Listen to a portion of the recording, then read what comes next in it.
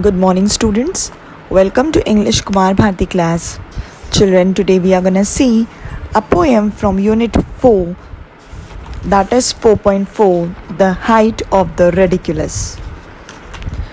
Written by Oliver Wendell Holmes, who was born in the year 1809 on 29 August and he died in 1894.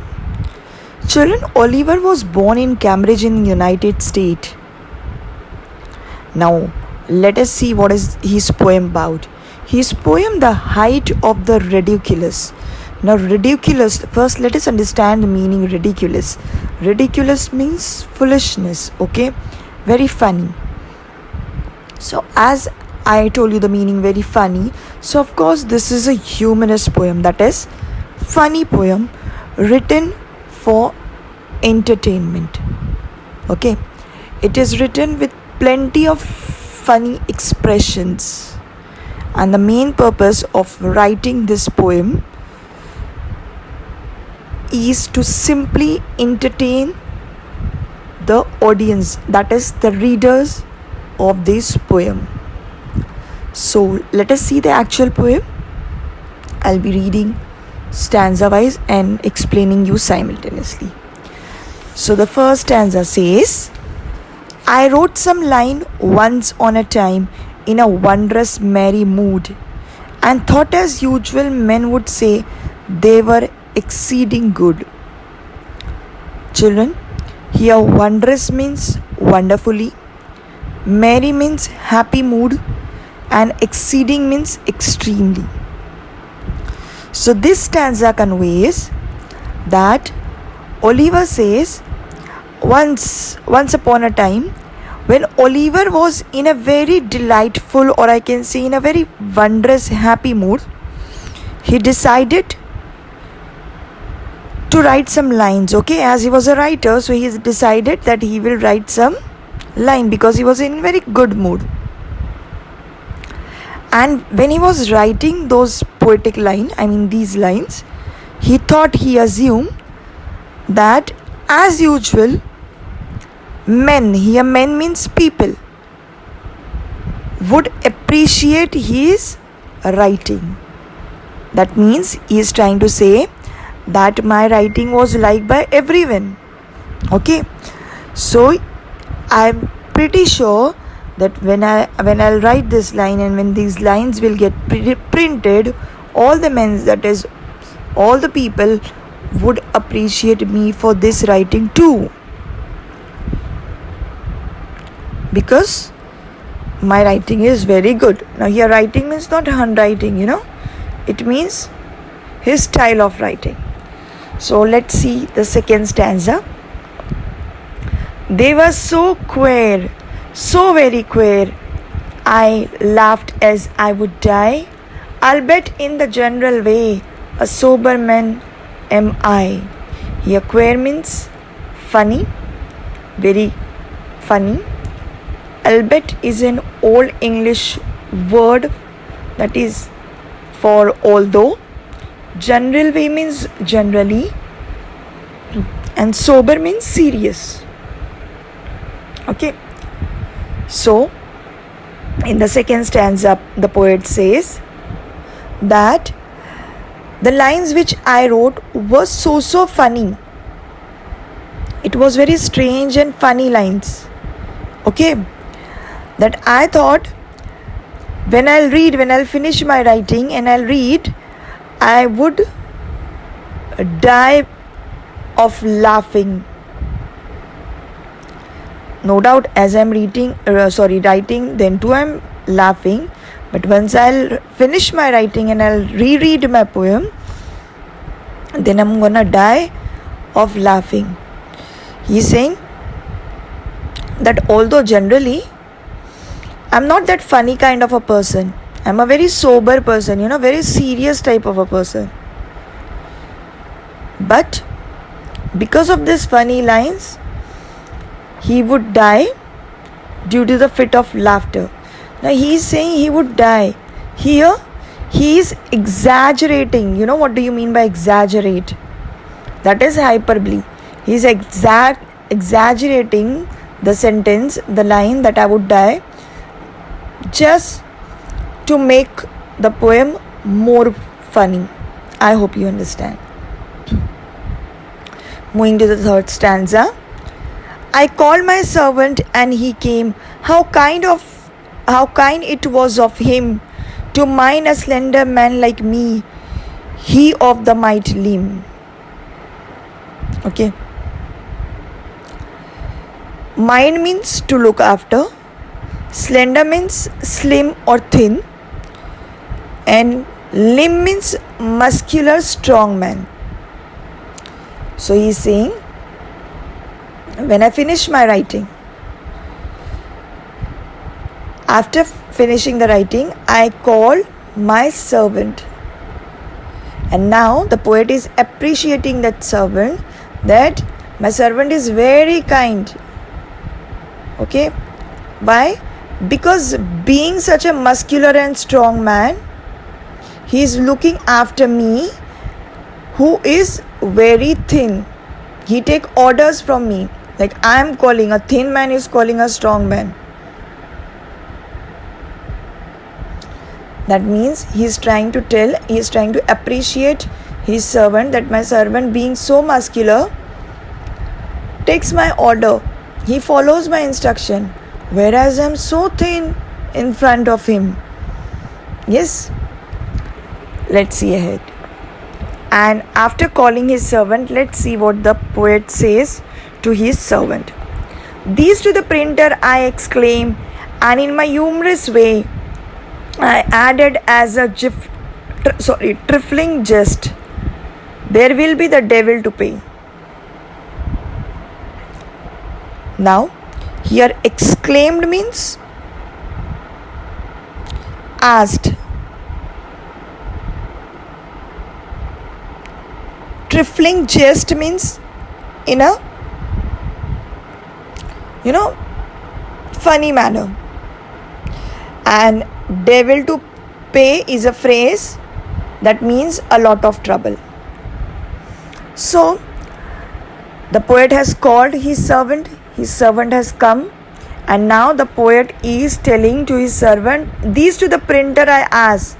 That means take these sheets to the printer and ask the printer to publish. And I said this to him in a trifling jest, means in a funny way. Now why in a funny way? Because I was still laughing with those lines as I have read, and I can recall where I was laughing. Okay. And I was also thinking that when these lines will get printed, there will be a devil to pay, means there will be a lot of trouble. Why? Because once this line will get printed and it will get circulated and all the buyers will purchase, there is gonna be trouble of laughter. I hope you are following. Coming to the next stanza. He took the paper and I watched and saw him pip within. At the first line he read, his face was all upon the green. So the poet is saying that my servant took the papers from me and was about to follow my instruction, that is, was about to leave the house and was about to go to the printer. But then what I noticed, that while he was taking the paper, he started pipping within. Within means in that paper where the poet has written this funny line. So the poet is saying, I saw my servant was trying to look into the paper. Seeing this, even I got curious, I means poet, because I wanted to know my servant's reaction. So I also started watching him, that after he pips, after he looks into the paper, what was his reaction. So the poet watched the servant. Yes. Now as the servant has pipped within this paper, He read the text. He started reading those lines.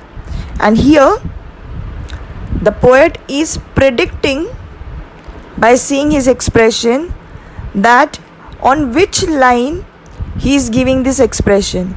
Okay, so as the poet knew what he has written, so the poet is trying to judge that on which line, after reading which line, my servant is giving this reaction. And by his judging, he is predicting and also trying and sharing the servant's reaction with the reader. So let us see.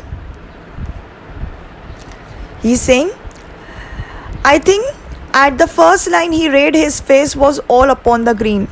Means when my servant peeped into the paper and when he read the first line, there was a green on my servant's face. Now what do you mean by green? Green means smile. Okay, so here the poet is judging all this, that when I saw smile, a grin on my servant's face, I got to know that maybe he has read the first line. Okay, moving to the next stanza. He read the green grew broad and shot from ear to ear. He read the third, a chuckling noise I now began to hear. Now, ear to ear is a phrase which means to have a broad smile. Chuckling means laughing quietly. Okay, let us see. So here in this stanza, the poet says that when my servant read the second line, the smile which was on my servant's face grew little wider, little broader, and there was a broad smile as compared to the smile on the first line when he read the second line. Okay, then he is saying, when my servant would have read the third line, my servant from a broad smile started giving chuckling noise, that is laughing quietly, hee hee, like this. And the poet says, how I come to know all this? Because I can see and even I could hear those chuckling noise. So I predicted that this chuckling noise is a result of my third line. Okay, moving to the next stanza. The fourth he broke into a roar. The fifth his waistband split. The sixth he burst 5 buttons and tumbled in a fit. Now here broke means to begin suddenly. Tumble means to fell out of control. So here the poet says, when my servant reached on the fourth line, he broke into a roar. That means his chuckle has now converted into a roar. He is now laughing loudly. Now I can hear it very, very, very clearly. Okay. Now he is laughing uncontrollably. Let's see what was the servant's reaction on the fifth line. On the fifth line, the servant laughed so much that his waistband split. I hope you have understood waist wala band. That is a belt split. That means got open. His belt, the servant's belt got open because of the pressure of that laughter on the stomach. Yes. And on the sixth line he says, the servant was unable to manage his emotion. He went out of control and he laughed so much. He laughed so much that he burst 5 buttons. His buttons were broken as he was laughing and his stomach was moving because of that laughter. Okay, his button got broken. And he was so uncontrollable that he was lolling and rolling on the floor because of the laughter. He just went out of control. That was the condition of my servant, that he couldn't help stop laughing. He was laughing so badly and out of control. Now children, do you think that really his servant's button might have got broken, or his waistband have got open? No, dear children, these lines are just being exaggerated. Okay, it is just exaggerated. You can imagine. Yes, of course you can imagine such a hefty, huge, muscular man. Of course he has that energy and he is laughing. Okay, moving to the next stanza. 10 days and night with sleepless eye I watched that wretched man, and since I never dare to write as funny as I can. Written by Oliver. Here wretch means helpless. In the last stanza, the poet says that now I felt pity on my servant's condition. Why? Because after reading my poem, since that day, my servant hasn't slept for continuously 10 days and 10 nights, and he has got sleepless eye. Now here, my dear children, this line is a example of a figure of speech transferred epithet. Now what is transfer epithet? Transfer epithet means one adjective whose place is change, adjective whose place is change. So this figure of speech is called transferred. Why transferred? Because the adjective where it has to be, his place has been changed, and that adjective has come to some other place. For example, in this line, how can the eye be sleepless? Yes, the eye cannot be sleepless.